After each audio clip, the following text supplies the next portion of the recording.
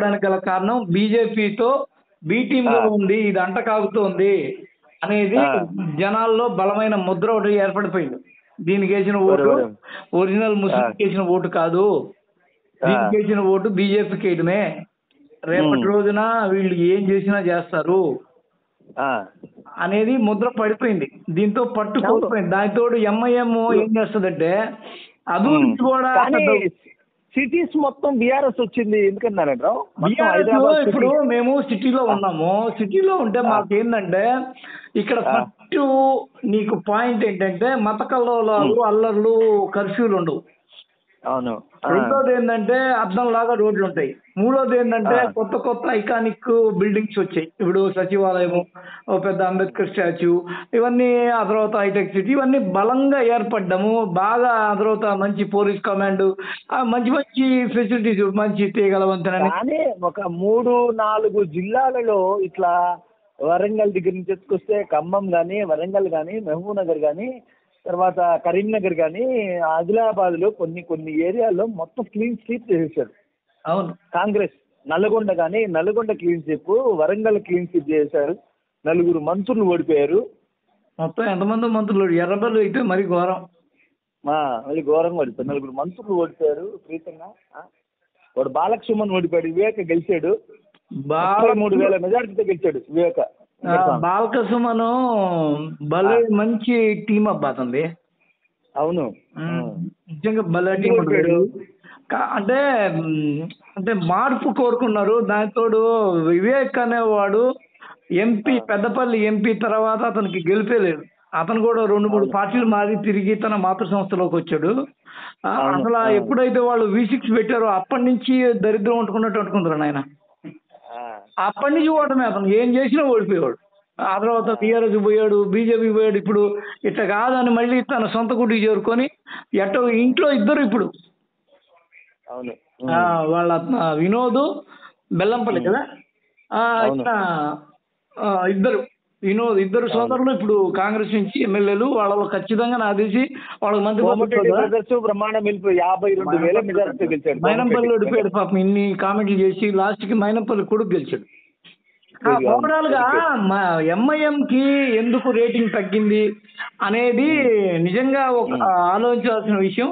అది అక్బరుద్దీన్, అసదుద్దీన్ ఇద్దరు కలిసి ఒక ఖచ్చితంగా సమాధానం చెప్పాలి ఈ జాతికి. ఎందుకంటే ఇంకొక ప్రచారం కూడా బాగా వర్కౌట్ అయింది. ప్రొఫెసర్ నాగేశ్వర అంటూ బీజేపీనేమో మీరు మతతత్వ పార్టీ అంటారు, మరి ఎంఐఎం చేసే రాజకీయాలను ఏమంటారు అనేది కూడా కొందరు బాగా అండర్లైన్ చేసుకున్నారు. దానితోడు వీళ్ళ మీద ముద్ర పడితే వాళ్ళు చెరుపుకోవాలి, ఎస్టాబ్లిష్ చేయలేకపోయారు. అప్పుడప్పుడు అక్కడక్కడ అసదుద్దీన్ ఏమంటాడంటే బీజేపీకి మేము టీం అయితే మేము ఇట్టెందుకు చేస్తాం, అట్టెందుకు చేస్తాం, మా మీద చూడండి ఎలాంటి దాడులు జరుగుతున్నాయో. ఆ తర్వాత అతను మొన్న ఈ మధ్య ఉత్తరప్రదేశ్లో ఎన్నికల్లో పాల్గొన్నప్పుడు అతని మీద దాడి జరిగితే ఆ దాడికి సంబంధించి జెడ్ కేటగిరీ సెక్యూరిటీ ఇస్తారన్నా కానీ వద్దన్నాడు. కేంద్రానికి మేము వ్యతిరేకిస్తున్నాం. నేను అడిగే ఒకే ఒక పాయింట్ చెప్పు, సమాధానం కరెక్ట్ గా. అసలు బీఆర్ఎస్ ఎంత ఘోరంగా ఓడిపోవడానికి కారణాలు ఏది చెప్పు? బీఆర్ఎస్ అనేది ఓడిపోవడానికి కారణం ఏంటంటే ప్రభుత్వ వ్యతిరేకత. ఆ తర్వాత ఇచ్చినప్పుడు ఎందుకు వ్యతిరేకత వచ్చింది?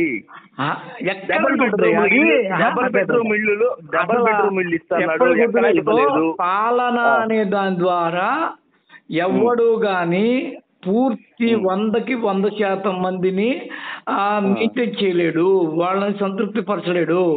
వాడు ఇది బ్రిటన్ కాదు, నెదర్లాండ్స్ కాదు, లేకపోతే ఆస్ట్రేలియా కాదు, కొన్ని చిన్న తక్కువ స్థాయిలో ఏ స్విట్జర్లాండ్ కాదు, తక్కువ మంది ఉండడానికి. కోటాను మంది ఉండే ఒకనొక దేశంలో ప్రతి ఒక్కడికి తీసుకుపోయి నోట్లో పెట్టలేడు ఎవడు. అది కాదు, రేవంత్ రెడ్డిని ఎందుకు నమ్మారు? అదే రేవంత్ రెడ్డిని ప్రత్యేకించి నమ్మలా. ఇక్కడ రేవంత్ రెడ్డి నమ్మలా, బీఆర్ఎస్ వ్యతిరేకతకి నమ్మారు. బీఆర్ఎస్ వ్యతిరేకతకు ఓటేస్తే రేవంత్కి పోయి పడింది ఆటోమేటిక్ గా. అదే తంతే బూరల కొంటులో పడినట్టు రేవంత్ రెడ్డి ఏం సాధించాడని ఆయన ఇచ్చేయాలి. కాకపోతే ఆయనకు ఒక గర్జి ఉంది, ఏముంది, తన చెప్పకూడదు తినిపించాడని, తన్ని ఇట్లా చేశాడని, తన పార్టీ, నేను ఒక పార్టీలో ఉంటే ఆ పార్టీనే లేకుండా చేశాడని, నా బాగోతంతా బయటపడేశాడని, ఆ తర్వాత మా పార్టీలో గెలిచిన వాళ్ళందరినీ శాసనసభ పక్షమే లేకుండా చేశాడని, ఇవన్నీ కక్ష కార్పణ్యాలకు సంబంధించిన డ్రామా అనేది రేవంత్ రెడ్డి పుష్కలంగా ఉంది. ఇప్పుడు సేమ్ సీన్ రిపీట్ అవుతుందంటావా? ఆ సేమ్ సీన్ రిపీట్ అయ్యే అవకాశాల కన్నా బీఆర్ఎస్ వెనక్కి బీగేస్తుంది. సవితా ఇంద్రారెడ్డి కాంగ్రెస్ పార్టీకి సంబంధించిన ఆమె, దానం నాగేంద్ర కాంగ్రెస్ పార్టీకి సంబంధించిన ఆయనే, ఇంద్రకరణ్ రెడ్డి కాంగ్రెస్ పార్టీకి సంబంధించిన ఆయనే. ఇంకా వీళ్ళందరూ కాంగ్రెస్ పార్టీకి సంబంధించిన వాళ్ళు చాలా మంది. గంగుల కమలాకర్ వాడించి తెలుగుదేశం అనుకో, వాడు కూడా గెలిచాడు, కరీంనగర్ లో గెలిచాడు, బండి మీద గెలిచాడు వాడు. బండి దరిద్రం చూడు.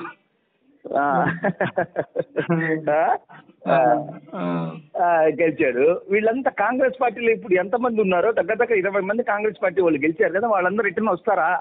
ఎక్కడికి? కాంగ్రెస్ కా? కాంగ్రెస్ కి. అంటే ఇప్పుడు అధికార పార్టీలోకి వెళ్ళడం అనేది రెగ్యులర్ ట్రెండ్, రివర్స్ ట్రెండ్ గురించి ఇప్పుడు థింకింగ్. ఇప్పుడు బీజేపీ ఒక 10 హోల్డ్ చేసింది అనుకో, బీఆర్ఎస్ 40 దగ్గర ఆగింది అనుకో. కేటీఆర్ భవిష్యత్తు ఏమైపోవాలా? ఎవరిదే కేటీఆర్ భవిష్యత్తు గురు ఏముందబ్బా? ఇప్పుడు ఈ 5 ఏళ్ళు ఉగ్గబడతాడు, వచ్చే 5 ఏళ్ళు తీవ్ర పోరాటం చేస్తాడు, ఇంకా కొద్దిగా ఎక్కువగా వర్క్ చేస్తాడు. నిజంగా కాంగ్రెస్ నుంచి రాష్ట్రాన్ని కాపాడుకోవాలన్న అభిప్రాయం ఏదన్నా ఏర్పడిందంటే జనాల్లో ముందుకు వస్తాడు, లేకపోతే తన బావమర్దిని ముందు పెడతాడు. కేటీఆర్ భవిష్యత్తు అంటే ఆయన భవిష్యత్తు మొన్న గ్రేటర్ ఎన్నికల్లో తెలిసిపోయింది.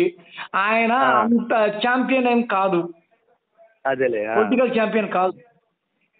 దానితో ఆయనకి హీరోయిన్లతో ఏదో ఎఫ్ఐఆర్లు ఉన్నాయని, ఫామ్ హౌస్లు కట్టుకున్నాడని, బాగా జల్సా రైడ్ గా మారిపోయాడని, ఆయనకి తిరిగేలేదని, ఇలాంటి కోణంలో ఆయన ఉద్యమంలో పడ్డ కష్టం తక్కువ, ఆయన అనుభవించింది ఎక్కువ అన్న కోణంలో ఆయన మీద వెళ్లాల్సింది వెళ్ళిపోయింది. వెళ్లాల్సింది వెళ్ళిపోయింది టాకు.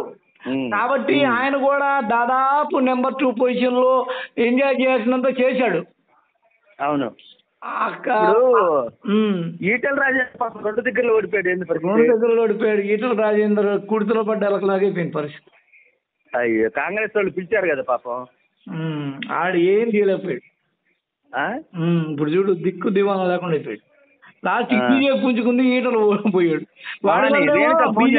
డబ్బుల కోసం అడుగు ఇదే ఇప్పుడు వాడి వల్ల బీజేపీ బాగా చర్చలోకి వచ్చింది, కానీ బీజేపీ పుంజుకుంది. దరిద్రం ఏంటంటే అతనే పోయాడు. అదే